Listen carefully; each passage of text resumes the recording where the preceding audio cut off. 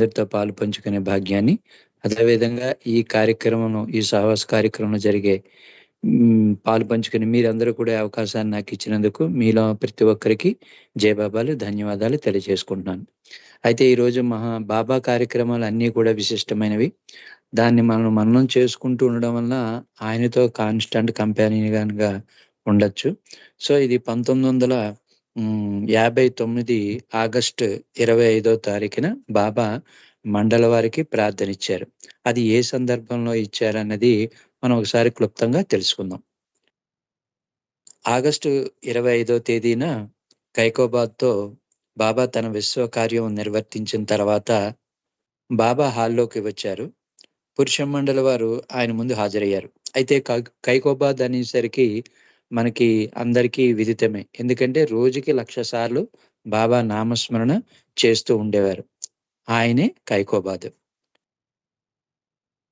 హాల్లోకి ఎప్పుడైతే బాబా వచ్చారో పురుష మండలం వారినందరిని కూడా హాల్లోకి హాజరవ్వమని చెప్పడం జరిగింది. బాబా వచ్చిన వెంటనే కళ్ళు మూసుకొని కొంతసేపు కూర్చున్నారు. ఆ కూర్చోవడం ఎలాగంటే ఆయన కాళ్ళ దగ్గర వెదురుతో తయారు చేసిన స్టూల్ పైన బాబా 2 కాళ్ళు ఆనించి ఆ కుర్చీకి వెనకకి అలా వాలి కూర్చున్నారనమాట. అయితే బాబా కూర్చున్న భంగిమలో చాలా ఏదో అంటే మన ఎవ్వరికీ తెలియనటువంటిది ఏదో ఒక వేదన, ఒక మదన పడ్డం ఎలాగైతే ఉంటుందో అలాగున్నట్టుగా అనిపిచ్చింది. అయితే బాబా తనకి వెచ్చదనం కొరకేనంటే ఆయన కాళ్ళ మీద కూడా దుప్పటి కూడా కప్పుకున్నారు. అదే భంగిమలో ఆయన ఏం చేశారు, కొంతసేపు విశ్రమించారు. విశ్రాంతి తీసుకున్న తర్వాత బాబా పురుష మండలందరినీ కూడా బయటికి వెళ్ళమని సంజ్ఞ చేశారు. ముందు లోపలికి పిలిచారు. తర్వాత బయటికి వెళ్ళమని ప్రీతముడు సంజ్ఞ చేశారు. అందరూ బాబా చెప్పిన ప్రకారమే బయటికి వెళ్ళాక బాబా ఒక్కరే మాత్రం చాలా సేపు ఒంటరిగా ఉండి, ఆ తర్వాత చప్పట్లు కొట్టి మళ్ళీ అందరినీ కూడా లోపలికి పిలిపించారు ప్రీతముడు. ఆ తర్వాత బాబా ఇలా అంటున్నారు, "నా మూడుని చెడగొట్టే పని మీలో ఎవ్వరూ చేయకూడదు సుమా" అని చెప్పారు.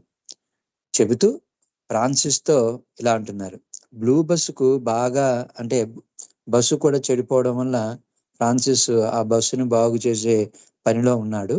ఆయనతోటి ప్రీతముడు ఇలా అంటున్నారు, "ఆ బ్లూ బస్సును బాగు చేయడం ఇక చాలు, ఆఫ్ చేసేయి. దానికి రంగు వేస్తే సరిపోతుంది.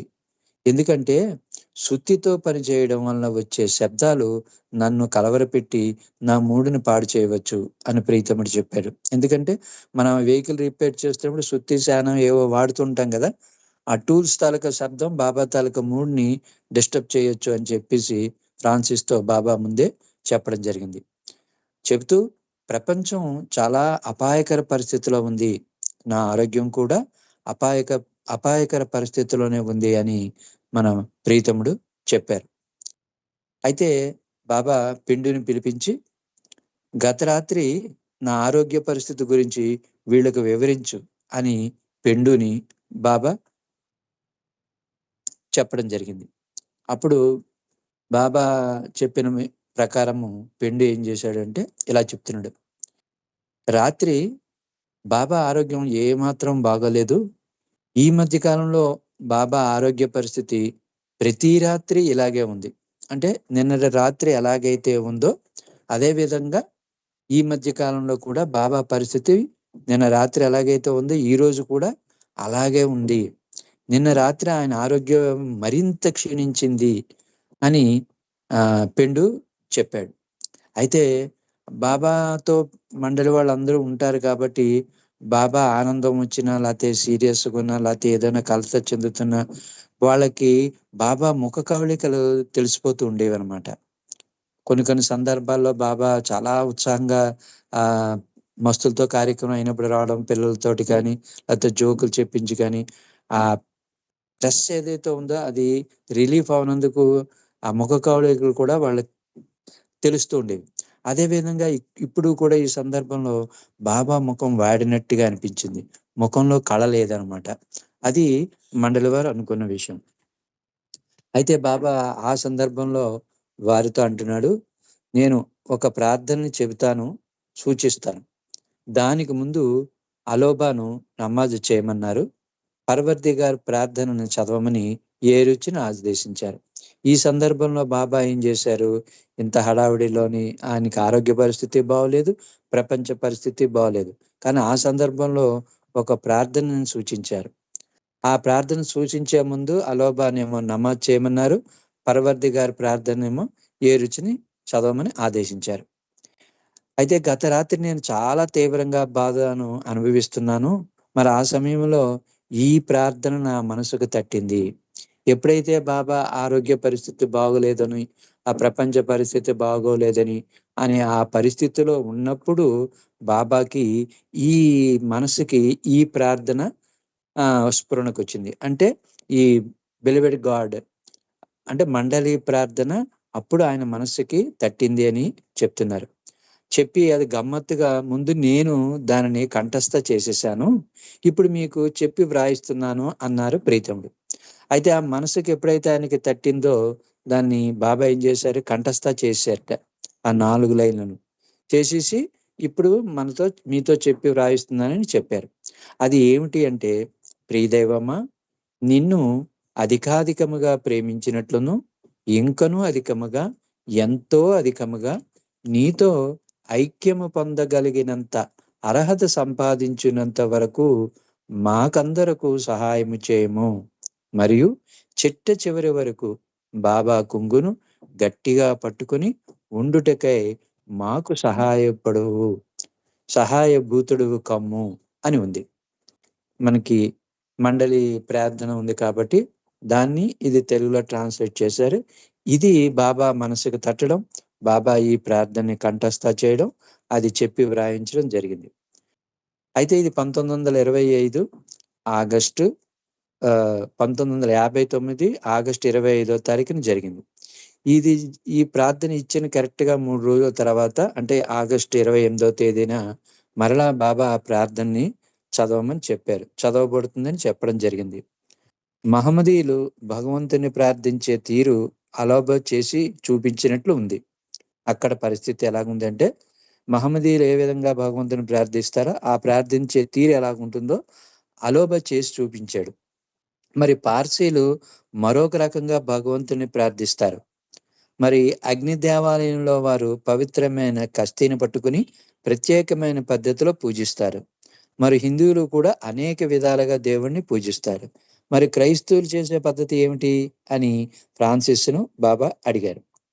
ఆ మతాల వాళ్ళు ఏ విధంగా ప్రార్థనలు చేస్తారు భగవంతుడి గురించి చెబుతూ బాబా చెప్పిస్తూ ఫ్రాన్సిస్ని అడిగారు. మరి క్రైస్తవులు చేసే పద్ధతి ఏమిటి ఫ్రాన్సిస్ అని అడిగారు ప్రీతముడు.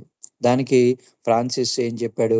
ఒక క్యాథలిక్ వలె, అంటే ఒక క్రిస్టియన్ ఎలాగైతే ఒరిజినల్ క్రిస్టియన్ ఉంటాడో వాళ్ళు ఏది చేసి చూపిస్తారో అనేది ఫ్రాన్సిస్ ఇక్కడ చేసి చూపించాడు. అంటే ఒక సిలువ చిహ్నాన్ని, అంటే మనకి ఇలా ప్లస్ లాగా ఉంటుంది కదా, ఆ సిలువ చిహ్నాన్ని వాళ్ళు సంజ్ఞల ద్వారా ఇలా left to right, top to head to నుంచి ఇలా హార్ట్‌కి ఇలా చేతులతో తిప్పుతారు కదా, ఆ విధమైన సంజ్ఞను చేసి చూపించాడు ఫ్రాన్సిస్.